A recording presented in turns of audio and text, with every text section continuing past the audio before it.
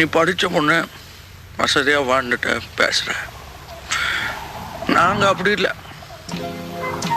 சோத்துக்கு திண்டாடணும், 4 காசு சம்பாதிக்கணும்னா சாவணும். சம்பாதிச்ச காசை வீட்டுக்கு கொண்டாடுறதுக்குள்ள ரத்த அடிப்படணும். ஒரு நாளைக்காவது ராத்திரி வரல நாம உயிரோட இருப்போம் நம்பிக்கை உண்டா? இல்லை. அதனால்தான் எங்களால் கோர்ட்டு போலீஸ்ன்னு நினைக்க முடியல.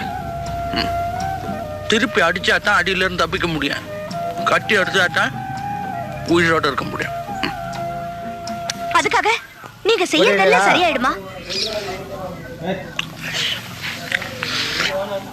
என் மனசுக்கு எது சரின்னு படுதோ அது மட்டும் தான். அப்போ என் மனசுக்கு எது சரின்னு படுதோ அதை நான் செய்யலாமா? எனக்கு இன்னைக்கு செல்வா அந்த பையன் அடிச்சது தப்புன்னு படுது. அவரை திரும்பி அடிக்கிறது தான் சரின்னு படுது.